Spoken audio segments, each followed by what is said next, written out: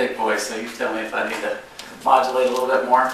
And I was trained by the Southern Baptists to stand behind the pulpit, but I never did follow the rules too well, which is probably why I'm a Buddhist now. I wanted to start with some of the most obvious disclaimers. One is that I've never been really great with titles, and so Reverend is a funny moniker for me to wear. I was never ordained as a Southern Baptist. I'm licensed and bonded in the Commonwealth of Kentucky to perform all of the things that go along with the gospel. But at the time that I was in seminary, at the Southern Baptist Theological Seminary in Louisville, Kentucky, they were still refusing to ordain women. And at that time, the church was very progressive, and so it looked like that was going to be a thing that happened. And then I was right in the middle of the fundamentalist takeover of the Southern Baptist Convention, and then of course that went right out the door. Any possibility of my sisters, who I studied with, who were much smarter than I was, made better grades than I did, and maybe even carried the gospel better than I did, were not going to be ordained. And so I refused ordination. I just said, no thank you. But that was not unusual for me with them, and they were not surprised. I earned my Bachelor of Arts degree from Stetson University in DeLand, Florida, in religion. And while I was there, certainly a Baptist and a participant in Baptist campus ministries, I was always on the outside edge of what was happening. And so I went to seminary as a bit rebellious, and got there and just got more rebellious. Plenty of stories that I could tell that I won't tell right here necessarily.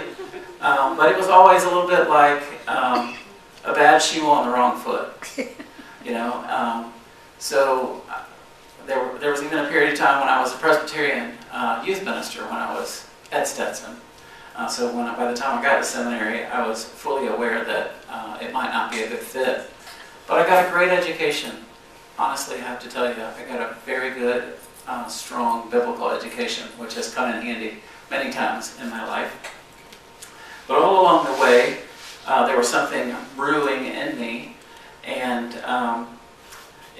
around the middle 90s, I had really started in my sermons infusing Taoism and Buddhism in those sermons, and so my sermons would be all these wonderful parables by Jesus and the Buddha, or I might have even included something from the Bhagavad Gita, having to do with Krishna. So my sermons were these wonderful mix of things, and that didn't alarm Baptists too much. But at the time I went through a divorce and decided that I would intentionally live in sin with my fiance, and that we were gonna drive it before we bought it. And so we lived together, and that was hard for the Southern Baptist, for the Jacksonville Baptist Association.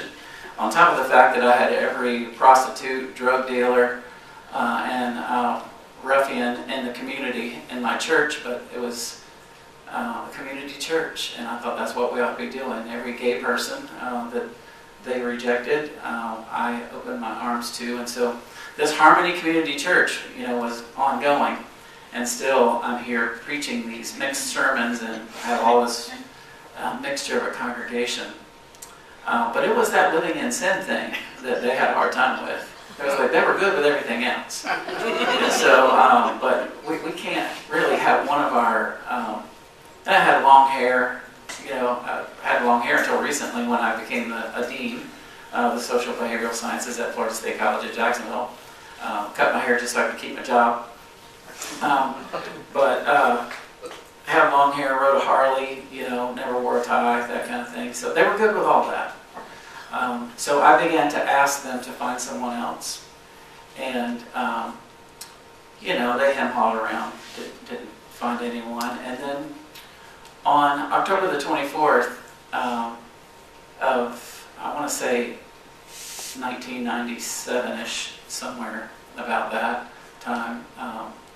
My father, who was my music leader and my contractor, because we were building this church, and my deacon, and my father, he fell from the roof of the church and died.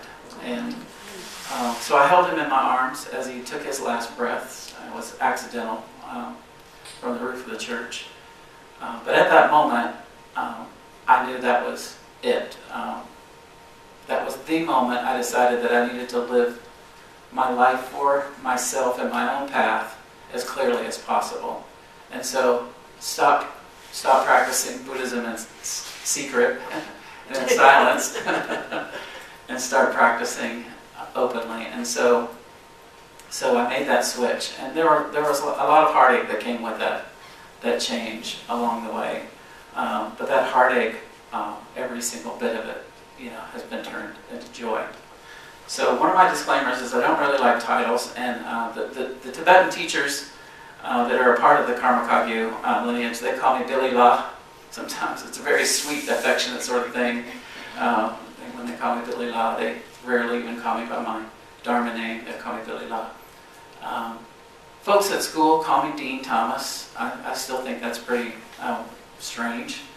I'm in a doctoral program. I'm sure I'm going to graduate and people just won't be able to resist calling me Dr. Thomas along the way.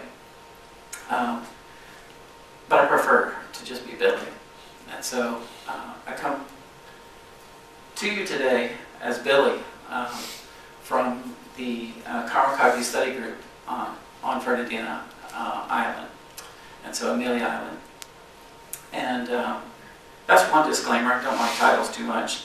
The second one would be, I have no intention in bringing you an academic talk today. It will not be academic. Sorry. And I know how wonderful, brilliant you all are.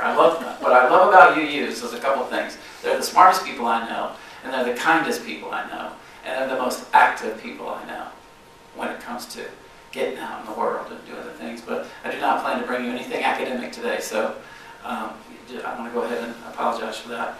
I am from the Deep South. I was born and raised in South Georgia. I grew up on a farm for the first 7-8 years of my life.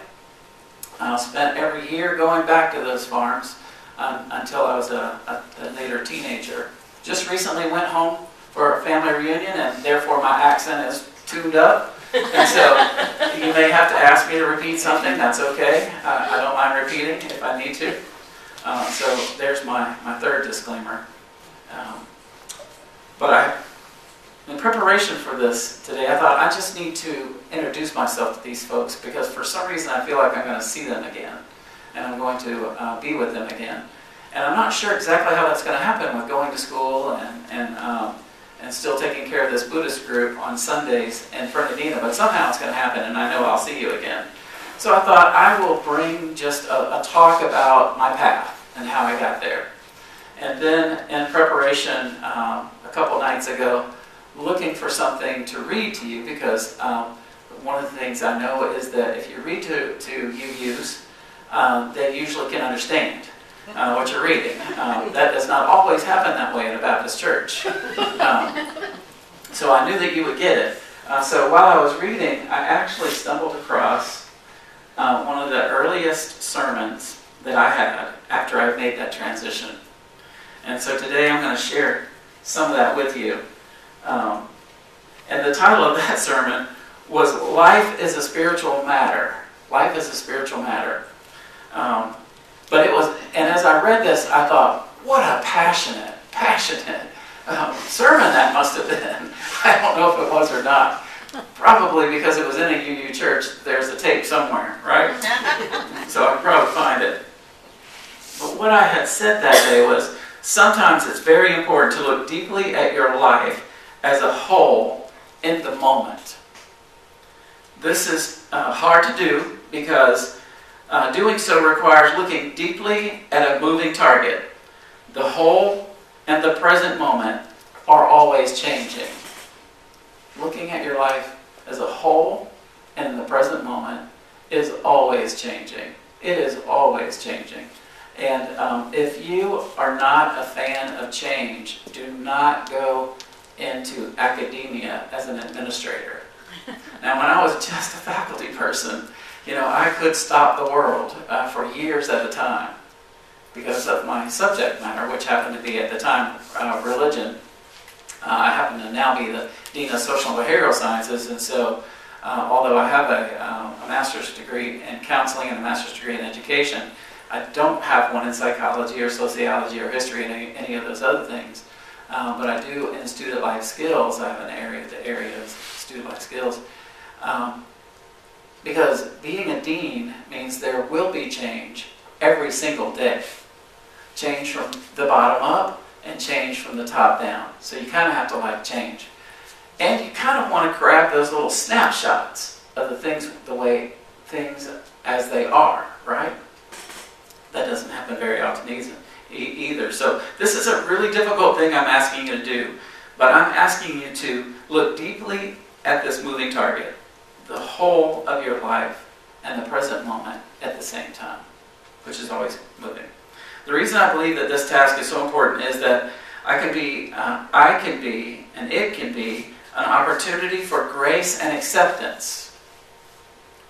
There was something about me right after I stopped being a Baptist minister and started being a Buddhist practitioner that I thought required some grace. I'm not really sure why, but in that moment I thought, I definitely need some grace and I need some acceptance. And to accept my life as it is, for what it is and no more, but certainly no less. To accept your life the way it is, for no more, but certainly not less.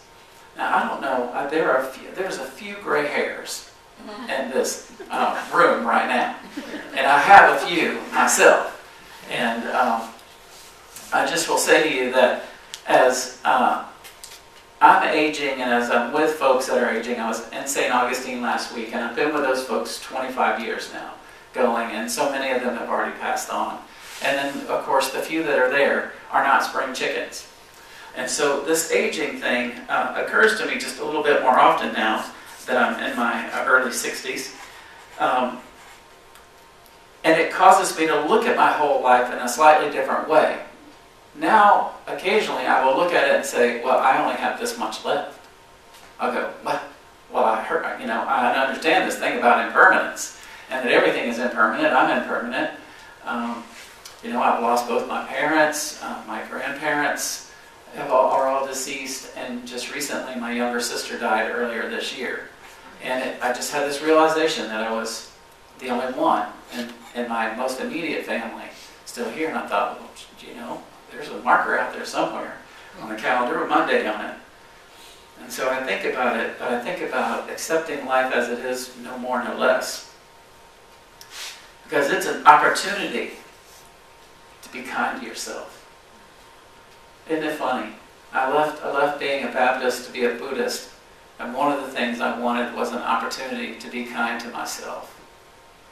I did not have many of those opportunities as a Southern Baptist minister. There were not many opportunities to be kind to myself. Kind to everybody else, kind at the back door, shaking hands, people coming in, people going out, but not to yourself. Always under heavy scrutiny, always under heavy judgment. And me being a little bit wild around the edges, it was even harder. Even harder. To meet all those expectations, where's the kindness? And that it was very difficult. So I was looking for that opportunity. I believe that this effort gives one a chance to check your direction or path, and then to make changes if needed. Check your path. Check the way you're going. I think at that time I thought, well, I'm going to make this change. I certainly checked my path. And this will be it. This will be all the new development that I need. I've gone through all the other possibilities. But the truth is, I wanted to bring this part to you today so that I can finish with a minute or two of just saying that was 20-something years ago. And I'm owning my path. just like many of you are. But it took a while to get there. So I had some questions. What is your path? And, I remembered, I think it was Socrates who said, know thyself. Am I right about that, academic folks? Socrates, Socrates, know thyself. That was my first question. What is your path? My second question to the congregation that day was, are you committed? What is your level of devotion? What is your level of devotion? And at the time, I was moving from the devotion of to an organization, as well as to a creator God, which had been fading in my life for the longest time. I was truly becoming a non-theist, and today I am a non-theist. Not an atheist, but a non-theist. What is your level to devotion? And my devotion swung around to something else, and that was the benefit of all beings. I took this vow called the Bodhisattva vow. And this Bodhisattva vow is to be born as many times as it takes for all beings to be liberated from the cycles of samsara, the cycle of suffering. So I had this new vow going on. My level of devotion at the time was deep. I asked the congregation that day, what was the level of their devotion? And then lastly, I asked them, is it benefiting you and others? Boy, that was a tough transition. Being a Baptist minister, I knew what my mission was, I knew what my task was, and I knew that there was benefit to others if I could just preach the gospel in the best way possible for people to take it. I think that probably happened for a lot of people. I was a youth minister for many years. I still hear from those folks who now have kids in college and kids who graduated college. And so there was lots of benefit in that work. I have no regrets whatsoever for the work that I did as a Baptist minister. But now my intention was much, much more really oriented toward being one-on-one, this one-on-one benefiting others. That's like benefiting every single person I could meet. Instead of trying to benefit great crowds of folks at this time, I wanted to benefit each and every person I met. And in doing so, not deplete myself. Do you know what that feels like when you're doing so much for others that you yourself become depleted, empty? Of course, since then, I've learned how infinite I am, how infinite love is, how infinite life is, how infinite light is. I became a Buddhist because being a Baptist and a Christian was not working for me. And then I wrote this to this congregation. And I became a UU because being a Buddhist alone was not enough. At the time, I was very alone. There were just very few people that I could associate with in my lineage. And so the UUs had actually adopted me. The Universalist UU Church at the Buckman Bridge had actually adopted me while I was still a Baptist minister, preaching wacky things. They took me on and kept me. And so they sort of saw me through this whole process. So the story of my calling at the time was an interesting one because I could look back at that original calling that happened when I was in the Army. I was in the U.S. Army, 1975, Fort Dix, New Jersey, 3 feet of snow on the ground, doing push-ups in the snow. Going down, you see nothing but white. Coming up, you might be able to poke your head up above it enough to see everybody else. Being in the field that day and experiencing the call to the Christian ministry. That's how I even got interested in going to seminary.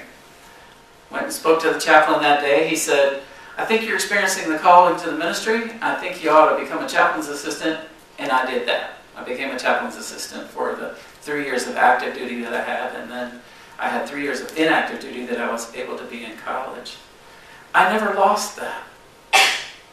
As I became a Buddhist, from being a Baptist to participating with the UUs, I never really lost that. Luke chapter 4, verses 13 through 30. I have been anointed by the Spirit of the Lord. I have come to restore sight to the blind. I have come to release those who are captive, and I have come to restore dignity to those who are oppressed. These were the words of Jesus. Jesus read from those two scrolls in Isaiah, and seminary words, big words, we call that a conflation. So here's Jesus with the scroll of Isaiah, and I don't know how many of you read Hebrew, but I had Hebrew and I had Greek in seminary. Not very good at either one, and so that's why I became an education major. Not great at the languages. And Hebrew doesn't have punctuations. It's really, it's read from right to left, and there aren't really any punctuation. You have to know where things are. And so if Jesus indeed stood in the synagogue that day and preached from the scroll of Isaiah, and he preached from these two different places, if he added this conflation together in order to give a particular message, a message that I received wholeheartedly, boy, he really knew what he was doing. Right after that sermon, they tried to throw him off the cliff. I don't know if you know that about the story. First, during the sermon, Jesus, eloquent words, he's so beautifully spoken. Isn't this the carpenter's son? He's amazing. And then he stops at the end of the reading of Isaiah and he says, but today I've not come for you. And at that they were like, you got to be kidding. You said all these wonderful things, and yet this is not for us. Who is it for? And so, of course, they wanted to kill him. That's the beginning of my ministry. And it has taken that shape and been that shape all along. Sometimes there are really wonderful, eloquent words. Sometimes people don't want to hear the message at all. Folks did not want to hear the message that I had made this conversion from being a Baptist to being a Buddhist. I was teaching at Jacksonville University at the time, and there were students who were taking my classes in order to reconvert me. They were actually signing up for the classes in order to reconvert me, and they were bringing their preachers and their Sunday school teachers to the campus. And often they would want to pray, but I think I know the Bible pretty well, so I'd say to them, well, I'm happy that you're here to pray for me, but you know what the Bible says.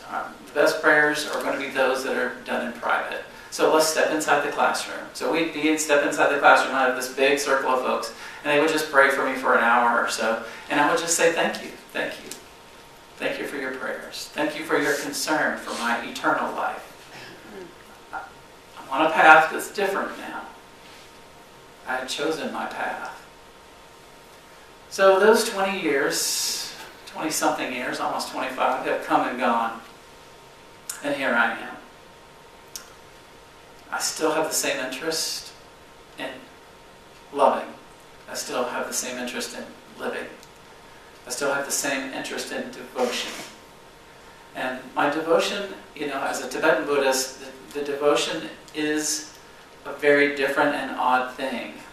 And there is a devotion to the teachers, and there is a devotion to the Dharma itself, and there is a devotion to the Buddha. But the greatest devotion is to you, one at a time. I am still very available and accessible, even though I have a super busy life right now. I'm a dean. I'm in a doctoral program at the University of South Florida where I have to travel once a month to go down. I'm raising 2 children that are about to be 13. I have them 50-50 with the ex. And so I have an older son who's 41 and an 18-year-old granddaughter, 19 now, at the University of Central Florida. I have a busy life.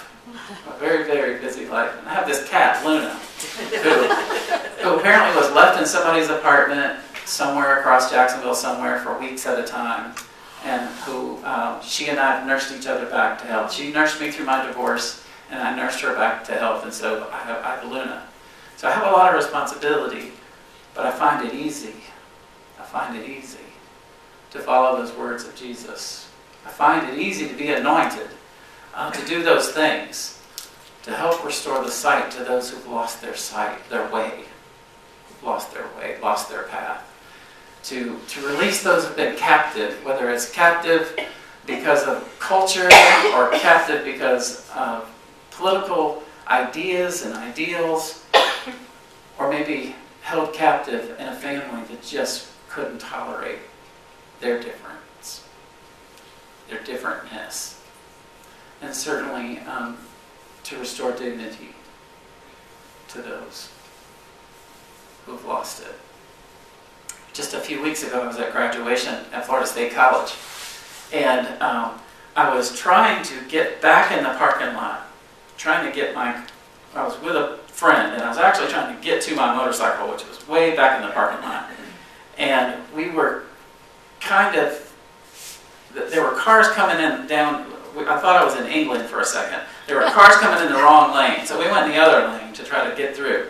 And we were stopped and scolded by an elderly black man who was directing traffic there. And so I got out to have a conversation with him, and I tried to shake his hand. He wouldn't shake my hand. And I said, okay, I said, look, we're just really trying to get back in the parking lot. And he said, I told you, and he said, he told me, but through the windshield, I guess I didn't hear it, how to do that. And I said, well, I didn't hear you, I was inside the car. And he said, you are lying. I said, sir, I said, I really just want to get in that parking lot over there, and I know this is your territory, and you got to do what you got to do, but you know, he said, you are a liar, just like Donald Trump. That set me off so big. I said, first of all, I said, I don't even like him. Are you saying that to me because I'm white? Because I look white to you? Because I got to tell you, I'm a mixture of things. I may appear.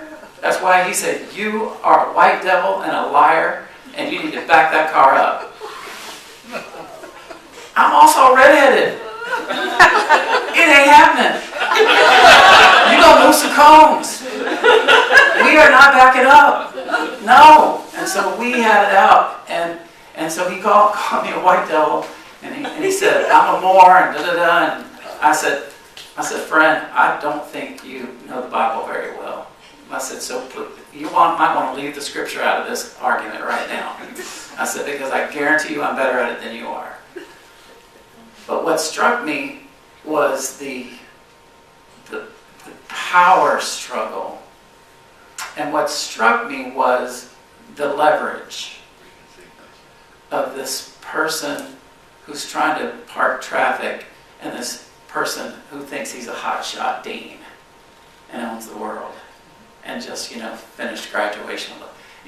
What struck me was this internal, individual thing. And I backed the car up. I just backed it up. Like, I will never be able to reach out to him and help him understand that he has misread me big time. And I don't want to be somebody who's misread him. This path that I'm on, I have to own it. It's the Bodhisattva path.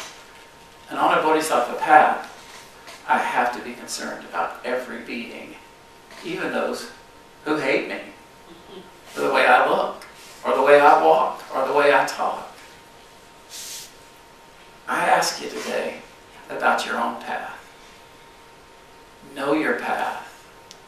Have devotion to your path. And own your path.